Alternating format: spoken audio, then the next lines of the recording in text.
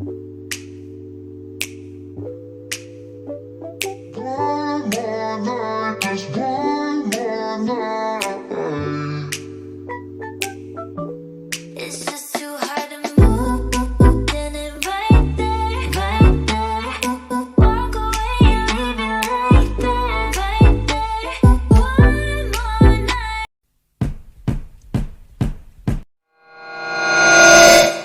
আমি 500 চিকেন নিয়েছি।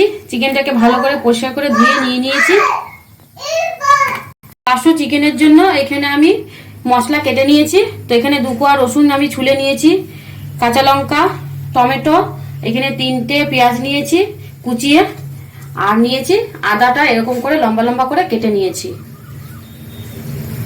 এখানে আমি গোটা গরম মশলা নিয়ে নিয়েছি, গোটা জিরে, 3টে শুকনো লঙ্কা আর কিছু মেথি। আর নিয়েছি এখানে মশলা নিয়েছি পরিমাণ মতন হলুদ, 1 চামচি কাশ্মীরি লঙ্কা গুঁড়ো, 2 চামচি জিরে গুঁড়ো, 2 চামচি হলুদ গুঁড়ো আর 2 চামচি ধনে গুঁড়ো, আর রয়েছে গরম মশলা আর গোলমরিচ। কষিয়ে দিচ্ছি। এখন আমি কড়াইতে তেল দিয়ে দিচ্ছি।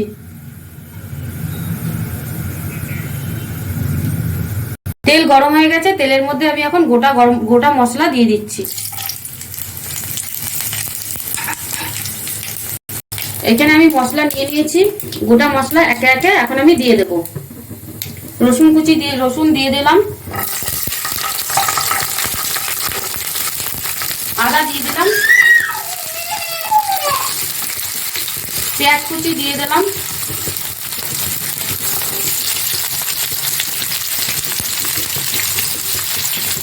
লঙ্কা টমেটো দিয়ে দেবো, একসঙ্গে দিয়ে দেবো।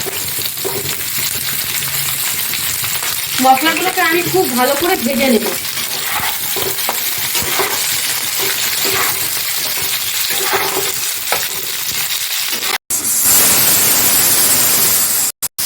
ভাজা হয়ে গেছে বন্ধুরা, দেখতে পাচ্ছেন লাল হয়ে গেছে মশলাগুলো।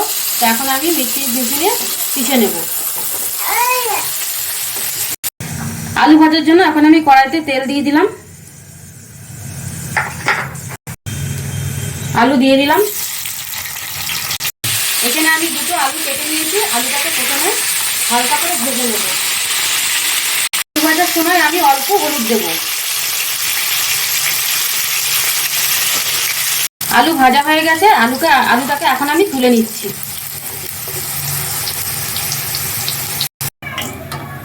জিরে, পরিমাণ মতো নুন, কাশ্মীরি লঙ্কা গুঁড়ো, ধনে গুঁড়ো, গোলমরিচের গুঁড়ো আর হলুদ পরিমাণটা তো আমি আগেই বলে দিয়েছি। তো এখন আমি তেলের মধ্যে দিয়ে দিচ্ছি। তেলের মধ্যে দিয়ে আমি ভালো করে কষিয়ে নেব।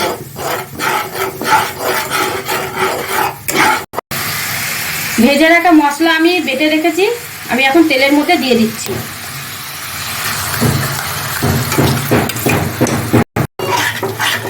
মশলাটা দিয়ে আমি আরো 2 মিনিট কষিয়ে নেব।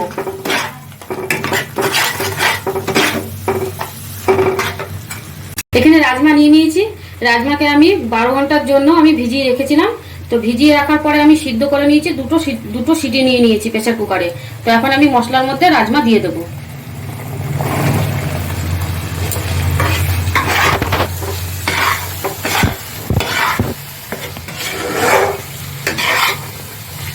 এবার ভেজে রাখা আলুগুলো দিয়ে দেবো।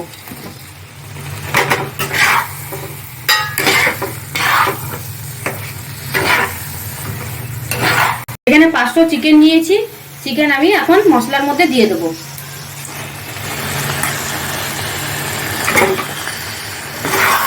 চিকেনটা দিয়ে আমি আরো 2 থেকে 5 মিনিট কষিয়ে নেব।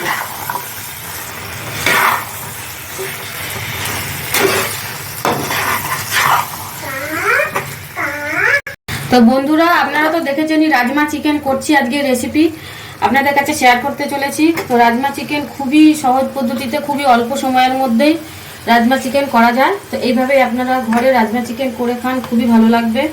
অবশ্যই একটা কমেন্ট করে জানাবেন কেমন হয়েছে। 5 থেকে 10 মিনিট কষানো হয়ে গেছে।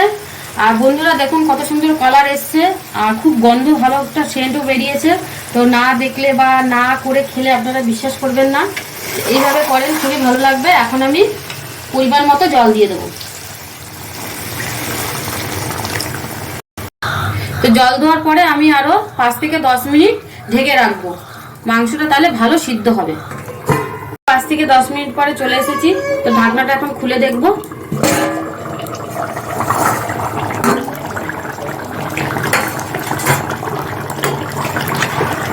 মাঝে মাঝে আমি এসে ঢাকনা খুলে নাড়িয়ে গেছি, নাহলে নিচ থেকে লেগে যাবে। Rajma chicken ready. তো আমি একবার সামনে দিয়ে আপনাদেরকে দেখিয়ে দিচ্ছি।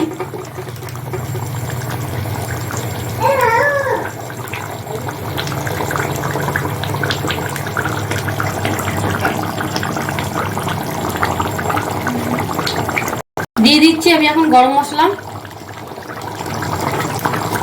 গরম মশলা দিয়ে আমি একটু ভালো করে নাড়িয়ে নেব। এবার আমি দিয়ে দেবো কাস্তুরি মেথি।